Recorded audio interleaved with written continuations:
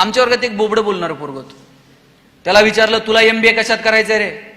तो म्हटला, सर मला मार्केटिंग मध्ये MBA करायचंय. म्हटला, त्याला र बोलता यायचं नाही. सर म्हटले, तुला नीट र बोलताय ना, तू मार्केटिंग मध्ये काय MBA करणार? तुझं बॅकग्राऊंड कॉमर्स आहे, तू फायनान्स मध्ये MBA कर. पोरग वर्गात उठून उभं राहिलं, म्हणला, सर कलनाल तर मार्केटिंग मध्ये MBA कलनाल, नाही तर शिकणार नाही. म्हटलं, सर म्हटले, तुला काय करायचे ते कर, आपण परीक्षा घेऊ, कुणामध्ये मार्केटिंगचं टॅलेंट आहे ते शोधू, त्यानं मार्केटिंग मध्ये MBA करावं. म्हटलं, काय परीक्षा आहे? ते म्हटले, आम्हाला सगळ्यांना 100 रामायणाच्या प्रती दिल्या आणि सांगितलं, या रामायणाच्या प्रती बाजारात जाऊन विकून यायच्या.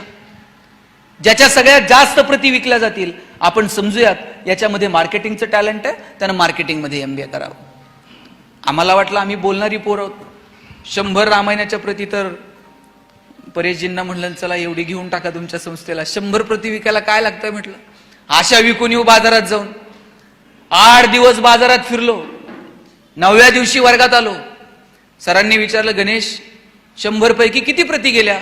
म्हणलं 4. राहुल 8, संतोष 10. मार्क मिळवणारी पोरं पण 20 पेक्षा जास्त प्रती कुणाच्याच गेल्या नाही. बोबडं बोलणारं पोरग मागच्या वाकावर बसायचं. त्याला विचारलं, तुझ्या किती गेल्या रे? म्हणला, सल 100च्या 100 प्रती विकून आलो. म्हटला,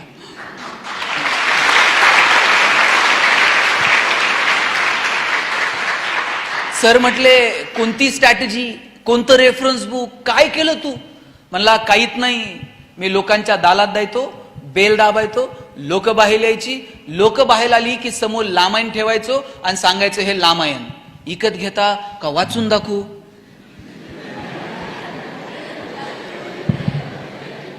लोक म्हणायची, वाचून नको दाखवू, तुझं रामायण विकत घेतो. बोबडं बोलणं विकनेस आहे का स्ट्रेंथ आहे? दाबून ठेवला असता तर स्ट्रेंथ ठरला असता का? नाही. आमच्या प्रत्येकात काहीतरी वेगळेपण आहे, फक्त ते वेगळेपण आम्हाला ओळखता आलं पाहिजे.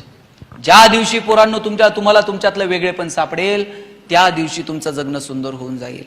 शोधा तुमच्यामध्ये काय चांगलं आहे. कुठलीही गोष्ट, आपलं आयुष्य मुळात क्षणभंगूर आहे. आपल्याला माहित आहे का हो? मला सांगा, आपल्याकडे किती प्रॉपर्टी आहे हे सगळ्यांना माहित आहे, बरोबर? पण आपल्याकडे किती वेळ शिल्लक आहे हे कुणाला माहित आहे का? जन्माला येण्याचे संकेत 9 महिने आधी मिळतात, पण आपण जाणार आहोत याचे संकेत 9 मिनिट पण आधी मिळत नाही. आपल्याला जर 9 महिने आधी पत्र आलं, हा तुमचं आटपलं, आता हिशोब करून घ्या, काय अवस्था होईल माणसाची? पण नाही, ते संकेत मिळत नाहीत. 130-135 कोटी लोकसंख्या आहे भारताची. हजारो लोक रोज जन्माला येतात आणि मरतात, त्यांच्या नावाची नोंद सुद्धा इतिहास ठेवत नाही. आपल्यालाही त्यांच्याच पैकी एक व्हायचंय का? आले गेले काही नाही, कुणाला घेणं देणं. आपल्याला जर वाटत असेल की इतिहासानं आपल्या येण्याची आणि जाण्याची नोंद ठेवावी, तर तसं कर्तृत्व आपल्याला करावं लागेल. आणि त्यासाठी फक्त स्वतःसाठी जगून चालत नाही, आपल्याला थोडंसं इतरांसाठी जगता येईल का? मी म्हणत नाही तुमचं सगळं सोडा आणि इतरांसाठीच काम करत बसा, पण तुमच्या दारात जर पोरांनो बाग फुलून आली ना, त्यातली 2 फुलं इतरांना द्या. तुमचे सूर जुळून आले, 2 गाणी इतरांसाठी गा. तुमच्या दारात आभाळ भरून आलं, उंजळभर पाणी इतरांना द्या. आणि तुमची उंची जर आभाळाला टेकली तर अशाच मानावर करून बघू नका, थोडंसं खाली झुका. आणि जी माणसं मातीत मिसळतात, त्या मातीत मिसळणाऱ्या माणसांना थोडं तरी वरती उचलून घेता येईल का? मला वाटतं याच्यासाठी प्रयत्न करा. तुमचे आई वडील तुमच्यासाठी टाळ्या वाजवतील, इतके मोठे व्हा. तुम्ही म्हणाल, मोठे होण्याची काय व्याख्या आहे? किती मोठं व्हायचं? किती मोठं झालं तर आमच्या पुढं कोणतर असणारच आहे. आम्ही पहिले कधी येणार आहोत? तुम्ही पहिले कधी याल माहित आहे? जगाच्या स्पर्धेत मला माहित नाही तुम्ही किती वेळ याल, पण तुमच्या आई वडिलांच्या नजरेत तुम्ही हिरो झालात ना, समजायचं आपण पहिले आलो जगात.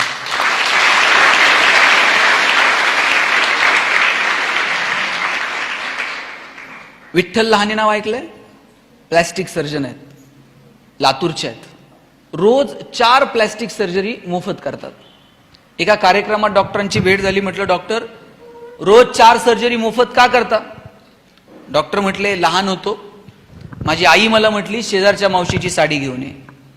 मी शेजारच्या मावशीची साडी आणली ना आईला दिली. आईला विचारलं, आई शेजारच्या मावशीची साडी का मागितली? आई म्हटली, लग्नाला घालून जावी अशी एकही साडी माझ्याकडे नव्हती, म्हणून शेजारच्या मावशीची मागितली. टचकन डोळ्यात पाणी आलं की आपल्या आईकडे एक साडी नसावी की जी लग्नाला घालून जाता येईल. आणि ठरवलं इतका अभ्यास करायचा, इतकं मोठं व्हायचं ना, आईला रोज नवीन साडी देता आली पाहिजे.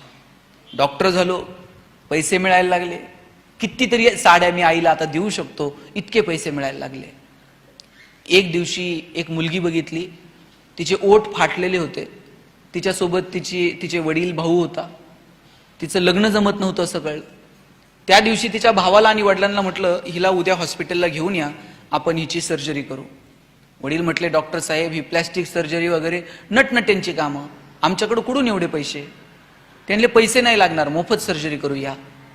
दुसऱ्या दिवशी भाऊ वडील मुलीला घेऊन आले, सर्जरी झाली, पोरगी गोड दिसायला लागली.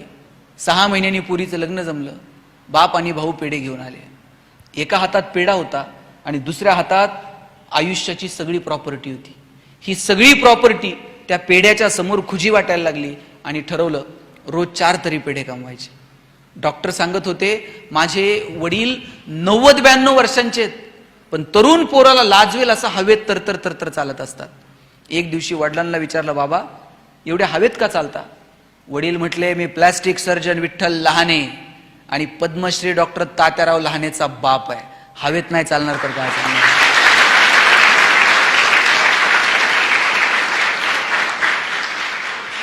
आपल्या बापाला आपल्याकडे बघून हवेत चालावं वाटलं पाहिजे. अरे वा काय पुरीनं कर्तृत्व केलं, काय माझा पोरगा जन्माला आला. मला वाटतं हे आपल्या आईवडिलांना सांगता आलं पाहिजे.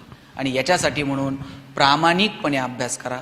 मी सांबरे साहेबांच्या हॉस्पिटलला भेट दिली, कितीतरी सर्जरी तिथे मोफत होतात, कितीतरी ग्रामीण भागातून लोक तिथे येतात, कितीतरी लोकांवरती तिथे उपचार केला जातो. मला वाटतं हे साहेब या पवित्र व्यासपीठावर मी आपल्याला सांगतो, निसर्गाचा नियम आहे, तुम्ही एक दाणा पेरला तर त्याचे 1000 दाणे उगवतात. तुम्ही जेवढं समाजाला द्याल ना त्याच्या कितीतरी पटीनं हा समाज भरभरून तुम्हाला परत करेल. निसर्ग कुणाचंही उसनं ठेवत नाही. म्हणून तुम्ही ज्या या लेकरांसाठी करताय, शाळा कॉलेजांसाठी करताय, त्या दिवशी गप्पा मारता मारता मी सहज त्यांच्याशी बोलत होतो. ते म्हटले की मी इथं शाळा सुरू करण्यापाठीमागचा उद्देशच हा होता, का बरं आपल्या ग्रामीण भागातल्या आदिवासी पाड्यातल्या पोरांना चांगलं एज्युकेशन मिळू नये, का क्वालिटी एज्युकेशन त्यांना मिळू नये. मोठमोठ्या शाळांमध्ये 60-65 हजार, अहो त्यांची 65,000 70,000 वर्षाचं इन्कम नाही आणि 60-65 हजार रुपये ते उत्पन्न शाळेत फी कशी भरू शकतील. आणि म्हणून ही लेकरं सुद्धा शिकली पाहिजेत.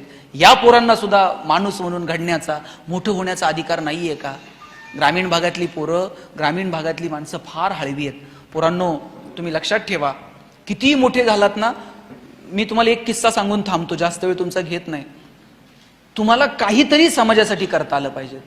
तुम्ही IAS झालात ना, 10 पोरांना सांगा कसा अभ्यास करायचा, त्यातलं एक पोरग जरी झालं तरी तुम्ही समाजासाठी काहीतरी करू शकलात. प्रत्येक वेळेस समाजाला द्यायला पैसेच लागतात असं नाही. कधी ज्ञान द्या, कधी मदत द्या, कधी मार्ग दाखवा, कधी कुणासाठी तरी कष्ट करा, पण काहीतरी समाजाला आपण देणं लागतो ही भावना कायम आपल्या मनात असली पाहिजे. मी माझ्या वडिलांना विचारलं होतं, म्हटलं आप्पा जगणं कशानं सुंदर होतं, असले काय टॅबलेट बिबलेट काय आहे का. त्याने अशी एकही टॅबलेट मेडिकलमध्ये नाही की जिनं जगणं सुंदर होईल, किंवा कुठल्याही दुकानात तुझं जगणं सुंदर करण्याचे कॉस्मेटिक प्रोडक्ट्स तुला मिळणार नाहीत. म्हटलं मग कशानं जगणं सुंदर होतं. ते म्हटले तुला एक गंमत सांगतो. मला म्हटले तू एक यादी कर, ज्या लोकांनी तुला आतापर्यंत तुझ्या आयुष्यात मदत केली. मी यादी करायला घेतली. शाळेत असताना या मित्राच्या गाडीवर बसून सायकलवर बसून शाळेत जायचो. कॉलेजला आल्यानंतर या मित्राच्या वडिलांनी मला फीला मदत केली.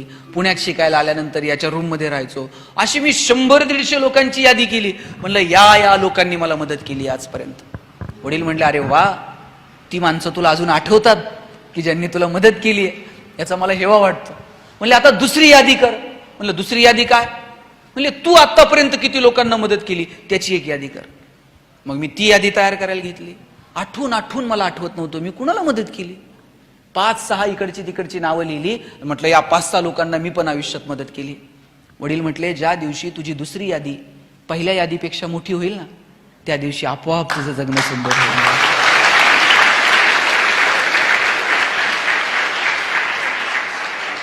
आज तुम्हाला मदत करायला ही माणसं आहेत की नाही. तुम्हाला जिथं गरज लागेल तिथे तुमच्या पाठीशी माणसं उभी आहेत. उद्या तुमची दुसरी यादी वाढली पाहिजे तुम्ही मोठे झाल्यानंतर. याच्यासाठी मनापासून प्रयत्न करा, त्यासाठी मनापासून शिका. छोट्या छोट्या गोष्टींचा आनंद घ्या, मोठी स्वप्न बघा, भन्नाड जगायचं, टेन्शनमध्ये राहायचं नाही. आलेला क्षण परत मिळतो का? गेलेला क्षण परत मिळणार आहे का? जे क्षण आहेत ते आनंदानं जगायचे. आणि तुम्ही तर शाळा कॉलेजातले दिवस तर याच्यासारखे दिवस परत नाही.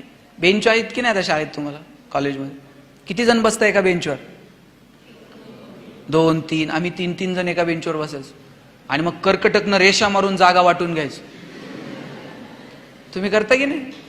तुझा हात इकडं का आला, तुझं दप्तर तिकडं काय गेलं. शेवटच्या दिवशी मला माझ्या बाईंनी उभं केलं आणि म्हटल्या, राजा बेंच इथंच राहणार आहे, तुला फक्त वर्ग सोडून जायचं. वाक्य छोटं होतं पण आयुष्यभर मनावर कोरलं गेलं. बेंच इथंच राहतो, आपल्याला सगळं सोडून जावं लागतं. माईक चांगला आहे, मला घरी घेऊन जाता येईल का? हा नाही म्हणताय ते, घरी घेऊन नाही जायचं. आत्ता मी बोलतोय, उद्या या माईकवर दुसरं कुणीतरी बोलेल, परवा तिसरं कुणीतरी बोलेल. तुम्ही ज्या खुर्च्यांवर बसलाय त्या अजून 5 मिनिटं तुमच्या, 5 मिनिटानंतर कुणीतरी ते भरून गाडीत टाकून घेऊन जाईल. उद्या दुसरं कुणीतरी त्या खुर्च्यांवर बसेल. आपण कुणीच मालक नाही होत, लक्षात घ्या. आपण सगळे विश्वस्त आहोत, ट्रस्टी आहोत. सांभाळायचं, पुढच्या कुणाच्या तरी हातात द्यायचं आणि निघून जायचं. आपण कुणीही मालक नाही होत. म्हणून पुढच्या लोकांना त्याचा आनंद वाटेल असं कर्तृत्व आपल्याला निर्माण करता येईल का? मला वाटतं याच्यासाठी प्रयत्न करा. लक्षात घ्या, मानवजातीचा इतिहास नावाचं एक पुस्तक आहे, तुम्ही वाचा मुलांनो. परत भालचंद्र नेमाडेंचे हिंदू वाचा. अनेक पुस्तकं आहेत. किमयागार वाचा, अच्युत गोडबोलेंनी लिहिलेलं. चांगली पुस्तकं तुम्ही वाचली पाहिजेत. शाळेत लायब्ररी आहे ना, लायब्ररीतली अवांतर पुस्तकं आणली पाहिजेत, वाचली पाहिजेत. सिलेबसच्या थोडं पलीकडे जाऊन विचार करावं. तुम्ही फक्त सिलेबसमध्ये अडकलेले आहात आणि ते पण मार्कांसाठी. शिवाजी महाराज 4 मार्काला, संभाजीराजे 5 मार्काला, तुकाराम महाराजांचा अभंग अवघड आहे, ऑप्शनला टाकू पोरं म्हणले. परवा तर 10वीतला एक वर्ग मला विचारत होता, सर यावर्षी मराठीच्या पेपरला ज्ञानदेव पडणार आहेत का तुकाराम पडणार आहेत? म्हटलं हे पडतील कसे ज्यांनी महाराष्ट्र उभा केला. सगळंच कसं मार्कांसाठी असेल? थोडंसं मार्कांच्या पलीकडे जाऊन आपल्याला शिकता येईल का याचा विचार करा. आयुष्यातल्या छोट्या छोट्या गोष्टींचा आनंद घ्या. आणि शिक्षक आहेत का इथे? शिक्षक कुणी आहेत का? 2-4 जणच आहेत. जे कुणी शिक्षक इथं उपस्थित आहेत त्यांना शेवटचे 2 मिनिट सांगतो. ताई, आता घरी दूधवाला येतो का नाही दूध द्यायला? आता तुम्ही पिशवीतला आणत असाल, पण पूर्वी दूधवाला यायचा दूध द्यायला, येतो ना? हा, मग दूधवाला ज्यावेळेस ते माप टाकतो त्यावेळेस तुमचं लक्ष कशाकडे असतंय? त्याच्या मापाकडे. त्यातलं त्यात तुमचं लक्ष पहिल्या मापाकडे नसतं. त्याच्यानंतर ते वरतून एक स्वखुशीनं एक धार होतं बघा, आपलं लक्ष त्या धारेकडे असतंय. पहिलं माप तर त्याच्या बापाला ओतावं लागणार आहे पैशाच्या बदल्यात, पण नंतर ते वरतून एक फुकटची धार टाकतं, आपलं लक्ष त्याच्याकडे असतं. माझं सगळ्या शिक्षकांना सांगणं आहे, सिलेबस तुम्हाला कंप्लीट करावा लागणार आहे की नाही? परीक्षा घ्याव्या लागणार आहेत की नाही? शासनाच्या संस्थेच्या परिपत्रकानुसार काम करावं लागणार आहे की नाही? करावं लागणार आहे. पण या सगळ्याच्या पलीकडे जाऊन या लेकरांसाठी काही वेगळी धार आपण ओततो का? सिलेबसच्या पलीकडे जाऊन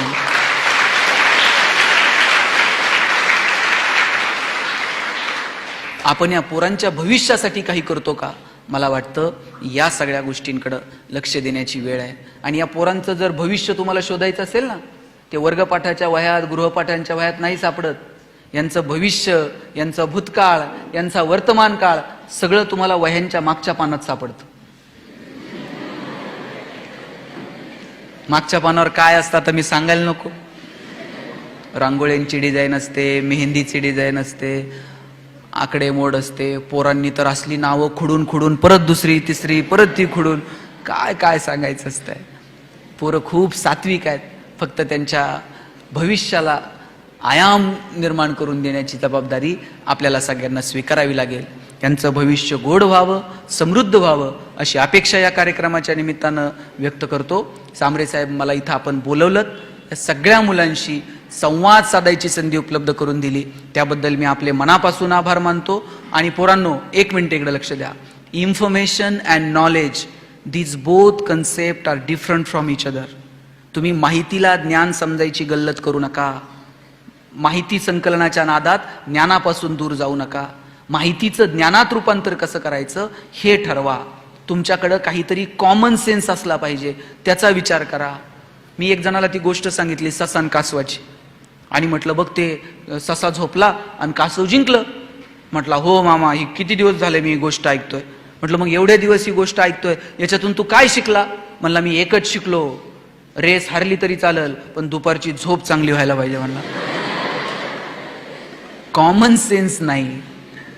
म्हणून अवांतर वाचा, चांगल्या लोकांना भेटा, चांगल्या माणसांशी गप्पा मारा आणि त्यातून भविष्याचा वेध घ्या. एवढा विचार व्यक्त करतो आणि थांबतो. जय हिंद, जय महाराष्ट्र.